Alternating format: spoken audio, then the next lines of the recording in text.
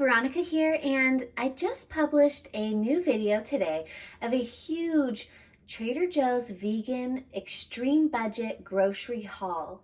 I did a $215 grocery shop at Trader Joe's where I purchased about 94 items that I'm going to be using to make dinners over the next month. So check out that video if you want to see everything that I purchased, why I purchased it, and some meal ideas.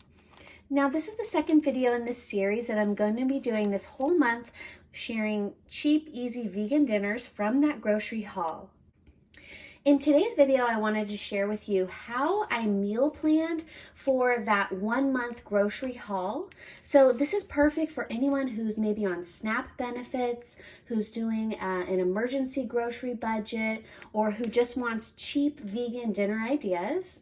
It's also Veganuary right now, so I know there's a lot of people doing a vegan challenge. So if that's you, then definitely this is a great meal planning video for you.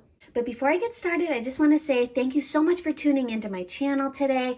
I hope that you like this video and subscribe to my channel to stay updated all month long on how I am preparing these 30 vegan dinners for just $215. First, I researched a lot of the cheapest items on the Trader Joe's website that were vegan, and I had like an idea of what I wanted to purchase when I went into the store, but I did not use a grocery shopping list because sometimes that's just a little overwhelming for me, especially if I'm trying to shop for an entire month. I decided to just see what looked good to me at the time that I knew were the cheapest items. So that was how I grocery shopped when I was at Trader Joe's. I also had an idea of like recipes that I wanted to make, but I didn't have like a really detailed plan when I went into the store. And one more thing was basically I was hungry when I went into the store, which I know a lot of times people suggest don't go grocery shopping when you're hungry, which does make a lot of sense if you're only trying to purchase a few items. But I actually was trying to purchase items for an entire month in one grocery shop. So I did find it was helpful to be hungry because it really did inspire me to purchase items that maybe I wouldn't have necessarily purchased because I was trying to limit what I was purchasing. So I did fill up an entire grocery cart of foods that I'm going to be using for these dinners. You can see in my recent short video how packed my grocery cart was. And I'm planning to feed a family of 4 for dinners every single day for the entire month. So that's what I budgeted for. As you can see, I spent $214.36. So why did I meal plan? Meal planning, if you're doing a 1 month grocery haul, meal planning is a really good idea because I don't want to have to go back to the grocery store, especially if you live kind of far away from the grocery store. Like my Trader Joe's is kind of a drive, so I'm definitely not going there often. And they have specific items that I want to keep in my pantry that I cannot get at other grocery stores. So that's why I wanted to do a 1 month grocery haul. Now, I did mention in my grocery haul video that towards the end of the month, I might have to go to my local grocery store to pick up just some produce items. But when I was shopping at Trader Joe's, I basically purchased everything that I plan to use over the next 30 days. Okay, so like I said, having a meal plan is really important for a 1 month grocery haul like this because of several reasons. Well, one, you don't want to go through items too quickly throughout the month. Like you don't want to use up all the best items in the first week or two and then have 2 weeks of like basically no good items to choose from. So having them allocated to certain weeks and days and meals is really helpful for making sure that all month long you can enjoy really delicious meals. Okay, another reason is so you can plan your meal prep. So since I've already allocated certain recipes to certain days and certain foods to certain days, then I know, okay, I can meal prep these items all in one day and then have maybe a lot of my dinner meal prep done for 3 to 4 days all at once. And then lastly, if there's any special occasions happening during the month, you can allocate food specifically for those dinners. So like if you're having like a holiday or a birthday, you can make sure to save certain ingredients so that you can have that specific meal on that day. And then when it comes to grocery shopping, I think this is a good idea to grocery shop at the beginning of the month, because especially if you're on SNAP benefits and that's when your allocation comes in, you want to probably grocery shop as soon as possible so that you can have all the food and you can have the largest amount of benefits to purchase food all at one time.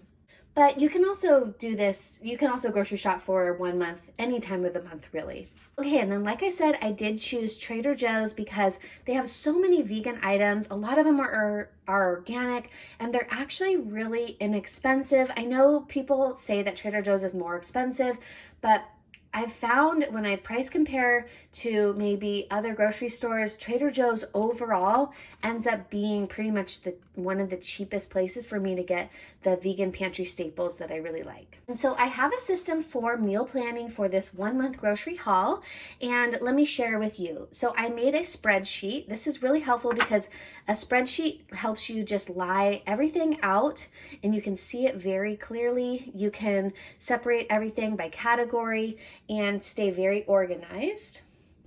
You're also going to want to have your receipt on hand so that you know everything that you have available to use throughout the whole month in one handy dandy list like this. Also, if you want to stay on like a budget for each meal, I'm averaging about $7 per dinner for 4 meals.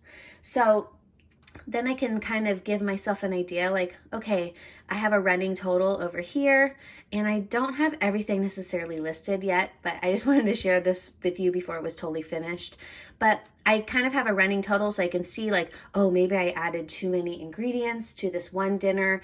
I need to limit it because it's going over budget. And then as far as planning the meals throughout the month, I use this system where I do 4 different categories. This is important for budget meal planning because I know that each dinner I want to make sure I have a legume, a grain or a starch, and vegetables. And then I allocate a seasoning, like a flavoring basically for the meal.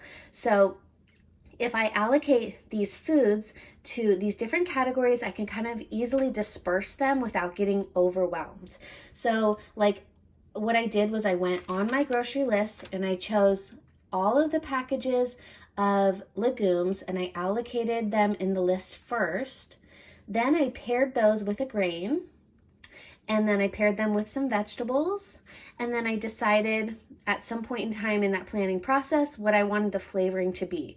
So I also like to have basically a theme like Asian or Mexican or pizza or pasta, and then that way I can kind of have an idea when I'm allocating the food to each meal. And then when it comes to meal planning for one whole month at one time, using just one grocery haul, you definitely want to think about which foods need to be consumed first and which foods will last in your pantry or refrigerator or freezer for longer periods of time. So then that way you don't end up like scrambling and having to go back to the grocery store. So I know that like certain produce items I need to eat in the first week or 2 because those will go bad first. So like any fresh carrots, cabbage, lettuce, things like that need to be consumed within the next week or 2. Then I can move on to using some of like my frozen vegetables for the remaining weeks 2, 3, and if there's remaining 3, 4, and if there's a 5th week. So that way I can kind of spread the vegetables out throughout the month without ending up, like spoiling food or using like frozen stuff in the beginning and then realizing, oh my gosh, I don't have enough for later in the month. So basically the first 2 weeks, I focus on perishable first. Then the second 2 weeks, I focus on pantry and freezer items. And then if there's like a 5th week, then I'm calling it a mystery basket week, which is basically I'm trying to use up everything that I already have on hand in creative ways. So you might want to prepare for that week to either go to the grocery store and get a couple more produce items if you need, or having some really creative dinners prepared using basically what you have on hand. So stay tuned throughout this month because this is what I'll be sharing as videos. Like I'll be sharing how to use more fresh produce in the first week or two. Then I'll be sharing how to work from your pantry and your freezer in weeks like 2, 3, and 4. And then on the 5th week, or 4th and 5th week, I'll be sharing how to do mystery basket, like basically how to use what you already have on hand to make delicious dinners. Okay, and then lastly, I have a couple tips for how to keep the dinners nice and fun and without getting overwhelmed. Like, if you're like me, I don't want to eat pasta 4 nights in a row, okay? So it's a good idea to kind of disperse, like especially grains, throughout the month. So I have, like, as you can see, I've kind of rotated some of the breads, some of the rice, some of the couscous and pasta throughout the month so that I don't end up in the last couple of weeks just only eating pasta every single day. Then another dish that I like to include often are soups. Those are super easy to meal prep. They're packed with veggies and you can put legumes in them, and they're made with a lot of shelf-stable products like canned beans and canned vegetables and seasonings. So those are really helpful, especially for towards like the end of the month. You can also make the soups ahead of time and then keep them in the freezer so you don't have to do a lot of cooking later on. And then when it comes to meal prepping meals, I like to think about trying to meal prep meals for 2 to 4 days. And sometimes I'll make extra if I have available so that I don't have to cook 2 days in a row. I can just like reheat on the second day. And make sure you're using, like I said, the fresh stuff first and then the frozen stuff last, because frozen stuff lasts longer in the refrigerator. And then having theme nights so that you can kind of rotate theme nights throughout the month so that you have a variety of meals. And then lastly, make sure you keep your receipt. I know some people like throw these away right away, but for meal planning, this is your golden ticket because it has everything that you have available to use in a nice listed format. So definitely keep your receipt. I keep it throughout the whole month, and then I'll even like check off things that I've already used so I can visually see what I still have on hand. All right, so that's how I meal plan for a 1-month grocery haul for an extreme grocery budget using this meal plan spreadsheet and just a receipt. So I hope that you enjoyed this video and subscribe to my channel. Make sure you check out my other playlists. I have a Trader Joe's vegan playlist with all my cheap meal plans there. And then I have another playlist dedicated to cheap vegan meal plans like at other grocery stores as well. So I hope that you like this video, and I'll see you in the next one. Have a great day. Bye.